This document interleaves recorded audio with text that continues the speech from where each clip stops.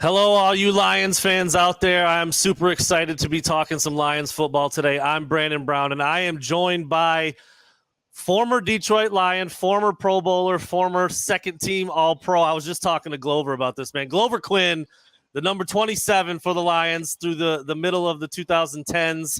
I'm excited to be talking to you, man, and we were just talking a little bit before we got going. You were with the Lions through a pretty decent stretch. The Jim Caldwell era, made it to the playoffs a couple times, and you had a lot of individual success as well. So I'm sure you must be loving how the Lions look now, how they're playing now. And I mean, I'm 40 years old. This is the best they've ever been, even though you were there during some pretty good years too. But this has got to be dope for you too, to see them being as good as they are. Oh yeah, I think it's super cool. For me, my time in Detroit was cool too. I think, when I met with Martin Mayhew, my free agent visit, he was real adamant about changing the landscape of the Detroit Lions. Mm. And I think, my time there, along with some of the other guys, we had Stafford, we had Calvin, we had Sue for a little bit. We had a real good team in 2014. Defensive line, Tully, Levy, like defensively, Young Slave. And then in 14, I think Golden Tate came over. So we had a lot of guys, and we were able to kind of start getting on that track of winning. We made it to the playoffs. We had a meaningful game, the last game of the season against Green Bay for the division. And, kind of like what's going on in I guess, the AFC right now, we were kind of in that prime Aaron Rodgers era, and we really couldn't get over Aaron Rodgers in Green Bay to win that division, to do that. But we had some good years. I felt like I said, we kind of started getting the ball rolling in the positive direction, respect, making some playoff, playing well. And then Matt Patricia came in and kind of tore it down for a couple years. And now Dan Campbell has came in and got it back going in the right direction. They've been winning, playing well. Great season last year, and off to a great start this year. Yeah, well, the Lions are the kings of the North, reigning champs there, and a couple plays away from making the Super Bowl last year. I mean, as good as anybody in the NFC, and they are. They're off to a good start, beat a good Los Angeles team at home in overtime. It was a back-and-forth game the whole way. The Lions got the ball in overtime and pretty much said, like, all right, like, enough is enough. Let's go down and win this thing. So when you look at that last drive, that game-winning drive, David Montgomery, kind of had a mediocre day up until that point, comes in that last drive, and it's just, feed number 5 the whole way down the field. Then he punches it in for a touchdown, and the Lions go home victorious 26-20. What did that drive mean to, because I think, like, the rest of the game, first game of the season, you're kind of feeling each other out. Both teams kind of know a little bit about each other. They played each other in the playoffs last year. Certainly Stafford knows about the Lions. It's a different team now, and, Dan Campbell and everything. But that last drive, that's the Lions right there. That's what they want to be. That's what they want to do. Like, what did that mean to you as a defensive player? I don't know if you've ever been in that situation where the other team's like, we're just going to do this, and there's not a whole lot you can do about it. At that point, it's tough that they simply won the line of scrimmage from the offensive side of the ball. And that's really what you want to do in those situations. You want to be able to do that at any time in the game, really, that you need to, because there's times where you get in the flow of the game and things are going back and forth and this and this and that. You just kind of like, hey, we need to settle it down. Like, we just need to settle. Like, we're trying to do too much. We just need to settle down and put together a good drive.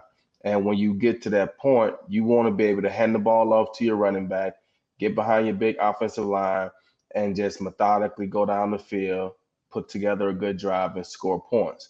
And, throughout the game, like you said, they really wasn't doing that. They were kind of, just out of rhythm, it seemed like, offensively. Couldn't really get going here or there. J-Mo had a couple big plays here or there, but that was really kind of all we were getting from the offense. And then and once they got into overtime, it was like, hey, the overtime rules in the regular season are different than they are in the playoffs. Right now, they don't have to get an opportunity to possess the ball if we go down and score a touchdown. So let's lean on our O-line, let's lean on our running back, and let's march down the field and go score a touchdown. And so they came out and punched those guys in the mouth, and it was really nothing they could do about it. Yeah, you could almost see, they televised the coin toss, and when the Lions won it, Goff was like, all right, he was out of there. He was like back to the sideline. He knew what they had to do, and I think they only threw the ball one time. I think they had 8 plays, and 7 of them were runs, all to Montgomery, and he just took it over, and that was it. I don't want to spend a ton of time on this because he's no longer a Detroit Lion, but he was a teammate of yours, Matthew Stafford, quarterback for the Rams. Now the Lions beat the Rams in the playoffs last year, just beat him again in the opener this year. I'm sure he doesn't love that, but that dude, man, he's still so freaking good. I just kept watching that game and just watching the things he was doing. And again, that's my whole upbringing basically as a Lions fan, like the Stafford era. He was there for more than a decade.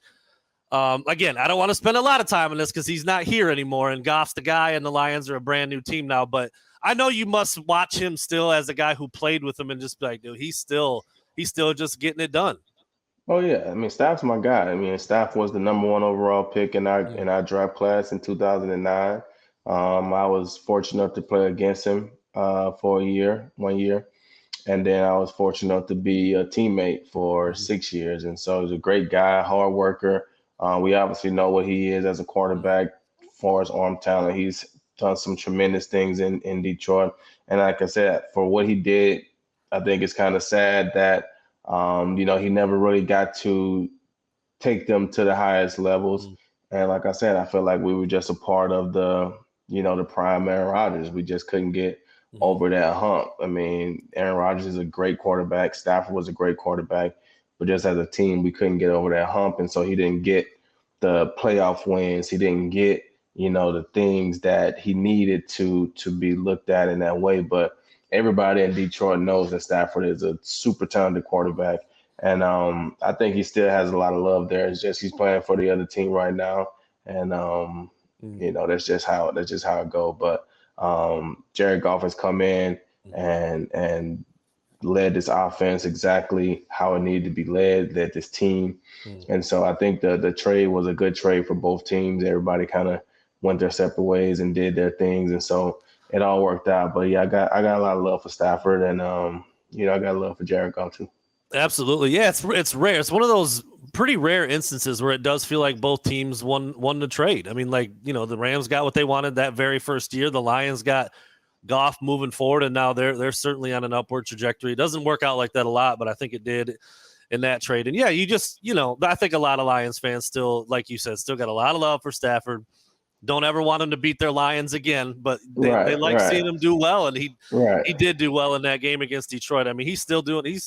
I think he's what is he 30, 37, 30? He's 36. Probably in that 36. So he's still doing that sidearm stuff. He's a little mobile still. He still does a little bit of everything. So it's still fun to watch him. But yeah, everybody happy in the Honolulu Blue that he didn't get it done on Sunday night. Right.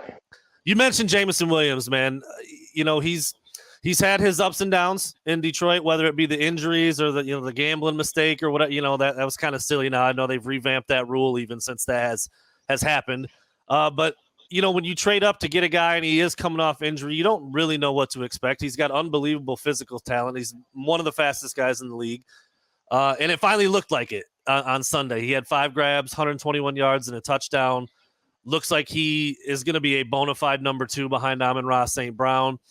As a former safety, when you've got a guy like that has that kind of speed and has already shown that he can stretch the field, how much do you pay attention to a dude, even if he might not have this long track record of production, game in, game out, of putting up big numbers or anything? You still know he's there. He's a young player. He's trying to make his way, but that speed's always going to be there. How much do you pay attention to a dude like that when you're coming in week to week? Oh, you definitely got to pay attention to him. I think early in his career, I don't know if he was as explosive coming off of the knee injury, and then last year just kind of getting off to a slow start with the suspension and drops. When you're a guy that doesn't have super reliable hands, from a secondary standpoint, it's like, okay, they're gonna take a couple shots to him.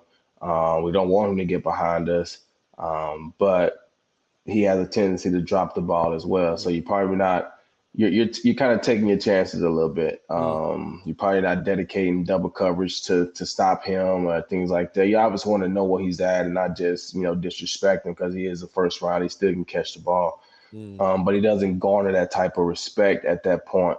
When you come in and now you start making catches down the field, you can see from the way he was performing in training camp, right? He looks healthy now. He came in. It's hard to go through training camp when you know you got a suspension on top of your head. Yeah. Because now the coaches are like, okay, we need to get you some work, but we also need to get these other guys some work because you're going to be out for 6 weeks, right? And so mentally, that's a tough thing to do. And I think he ended up getting cut down to 4 games instead of 6 or something like that, or 3 games instead of 4, however it was. But it's still just going through training camp knowing like you got a suspension on top of that. And so I think this year was his best offseason that he's had, just from what I can see. He looks in great shape. He looks fast, explosive. But this would be his second offseason coming off of his injury, right? And then not having to deal with the suspension and all that stuff this offseason. So it seemed like he had a fairly clear mind and a good bill of health so that he could really put in some work this offseason. And, it's been 3 years that he's been in this league this year. So this is typically around the time where they kind of start to figure it out and get on track. So the timing for him is playing out perfectly. For him to come in and have a big year, and he's off to a great start. But when we say and this is the thing that kind of is funny to me because I think from a numbers standpoint, things look a certain way.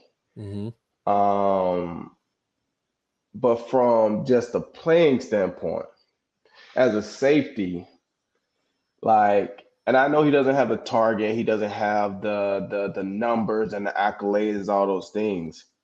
But Jameson Williams playing at a high level, which would put more, I don't want to say fear, but more attention than amon-ra St. Brown. Because Jameson had 5 catches for 121 yards. Amon will have 5 catches for 60 yards, right? That's the difference. Amon doesn't really beat you deep. He's going to methodically beat you across the middle, first downs, move the stick. Jameson take you 80 yards for a touchdown. So as a safety, I got to be more worried about Jameson than Amon. The linebackers and the underneath guys, hey, we got to know where this guy's at on these crossing routes and things like that. But, hey, if he catch a pass, we're going to make the tackle, hopefully keep the gain to 15 yards. But you let Jameson get behind you a couple of times, and you're looking at explosive plays that change the dynamic of the game. You look at that play coming out of halftime, right? That's 2 plays, and you got a bomb for a touchdown or something like that. I can't remember exactly how it was. I think they had scored before I could even get in there. I came in, I'm like, what happened? And they already had scored already, right?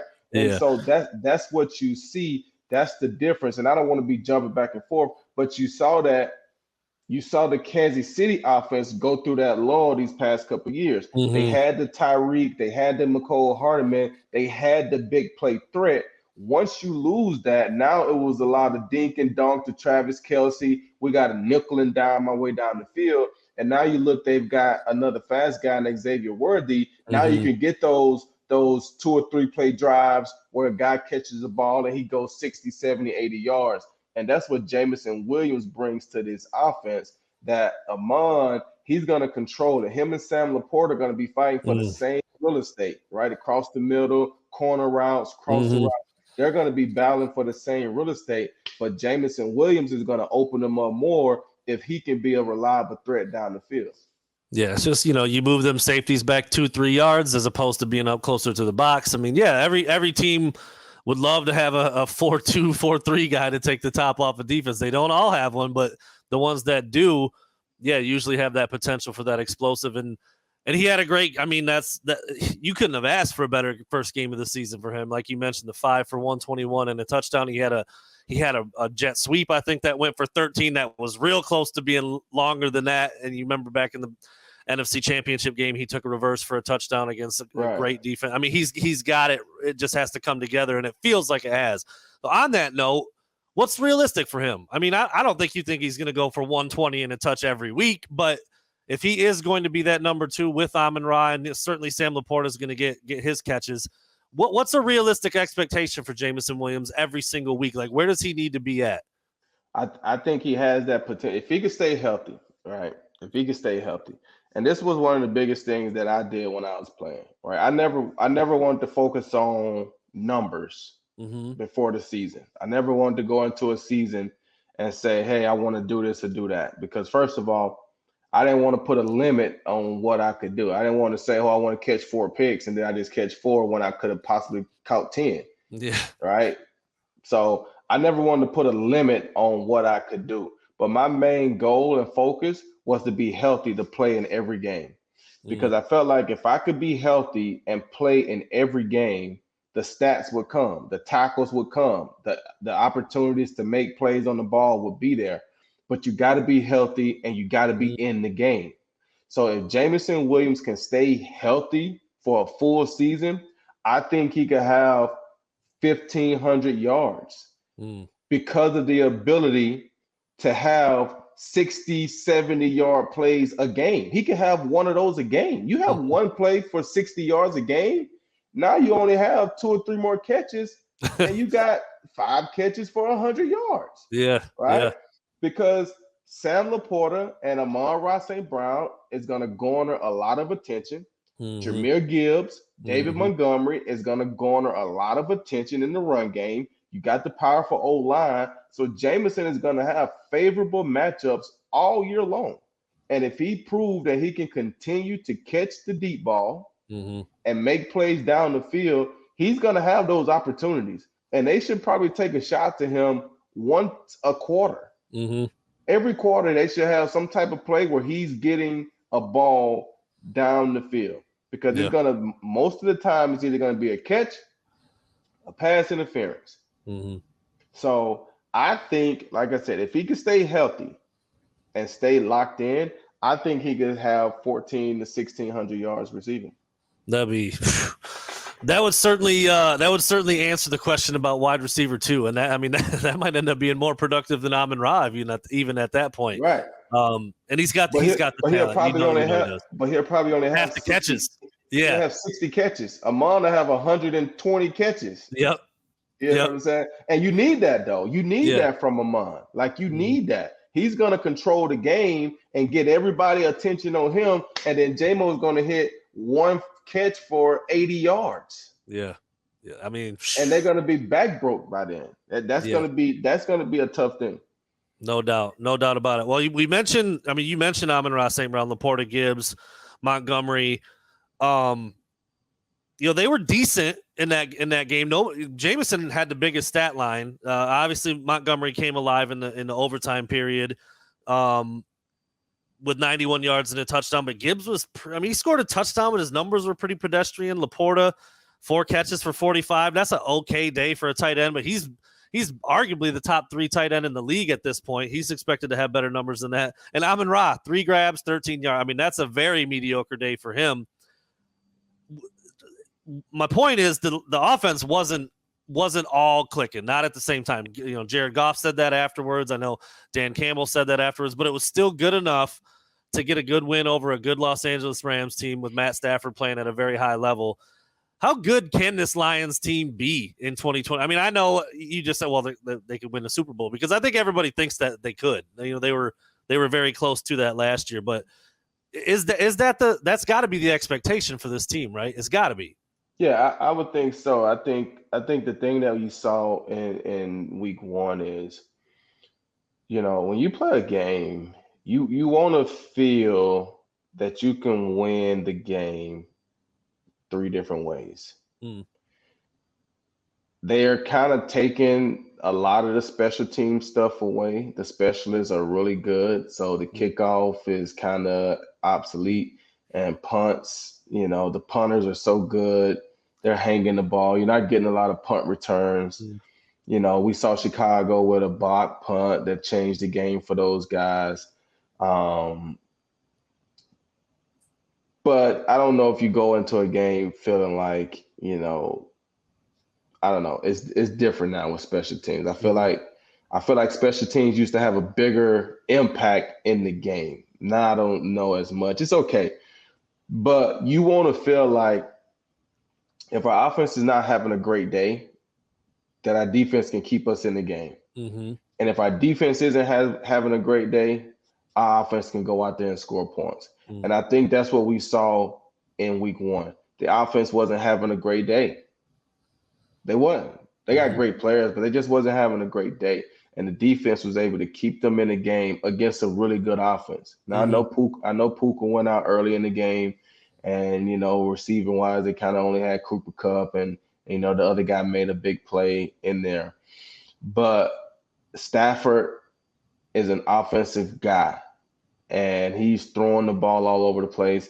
And the defense was able to keep the game to where offensively we were never out of the game, right? And with an offense like that, those guys feel that we can put together a drive at any time. We just got to get on the same page. And they were able to fight and get that thing in overtime, and they went out and put together a drive to win the game. But to me, the biggest takeaway was the defense being able to stay, keep the game to where, hey, we got this until our offense starts clicking. And so when they get to that point to where, hey, the defense is clicking, the offense is clicking, they're gonna be a really, really, really tough team to beat. Yeah, and you mentioned, I mean, the defense, it was so very clear that Sean McVay and Stafford had a plan. Like, we're throwing this ball in 1.5, 2 seconds max. Like, we're not going to let Aiden Hutchinson get in. We're not going to let Davenport get in. We're not going to let any blitzes get home. And Stafford's been around long enough he knows where the ball is going before the snap. He knows exactly where his hots are. Like, he can do that. I think the Lions defense is really going to make the days hard for some younger quarterbacks who can't do what Stafford can do on a play-in, play-out basis. So I'm interested to see how that goes. The defense was, like you said, plenty good enough, held that team to 20 points. NFL teams can score in a hurry. So to hold that team to 20 is pretty impressive. As we get out of here now, looking ahead, the Lions will host the Buccaneers on Sunday. Also 1-0, handled the Washington Commanders 37-20. Baker Mayfield leading the NFL in touchdown passes with 4. Signed a big deal with them. The Bucs they're an interesting team. I feel like they're like a middling team to me. Some weeks they can look really, really good, and other weeks like, what the hell? What happened to them this week? So I wonder what that's going to look like. I wonder if Baker will be as efficient. Is Baker a quarterback that can do what Matthew Stafford just did in terms of knowing stuff pre-snap, getting rid of the ball? Is he going to get himself into trouble? Is he going to turn it over? I think that's going to be one of the biggest question marks. So as you look at this matchup with the Lions and the Buccaneers, I would expect the Lions to be a lot better on offense as well. How do you see this one going? You got 2 1-0 teams in the NFC. It's early, obviously, but I think the Lions are favored by about a touchdown at home, so that, people are expecting them to win again. Yeah, I think we'll see kind of the same thing we saw in the playoffs. I think it'd be the same thing. I think, Tampa play hard. They play tough, some solid defense. But I think ultimately the Lions offense would be a little overpowering. I think they're definitely going to play better. And I think that the defense will be able to hold those guys down. Obviously, they're going to try you in the secondary with Mike Evans and on some younger corners. But I think Carson Davis was I think he was in Tampa last year, maybe if I'm correct. So there should be some familiarity there with that situation. So I think they'll do a good job of holding those guys down defensively, and the offense will be clicking a little bit better this week. They'll be a little more on point, and I think it'll be kind of the same way as the playoff game, where I think it'll be 7 to 10 point victory for the Lions. I can tell you this. You cannot let Baker Mayfield go 24 of 30 for 289 and 4 touchdowns. That's what the Commanders did. I mean, you're not going to beat a team letting a quarterback do that. Nah. And, I like Baker, but Baker can't have a whole game with 6 incompletions, throwing the ball 30 times. Like, what? I didn't watch that game, but I don't know I how he mean, was able to be that efficient. That's a pretty good well, line right there. they're just showing you that he's throwing a lot of check down, screen Yeah. passes, quick passes, controlled passing game. And then when he do want to take a shot, it's a shot to Mike Evans. Like that's their offense. You know, he's going to keep it controlled. He's going to scramble when he needs to. I don't know if he's hitting. I mean, you see, he had all those completions. He had what 200 some yards. I mean, you look 289, at yeah. 289. You look at some guys with that many completions, 24 or 30.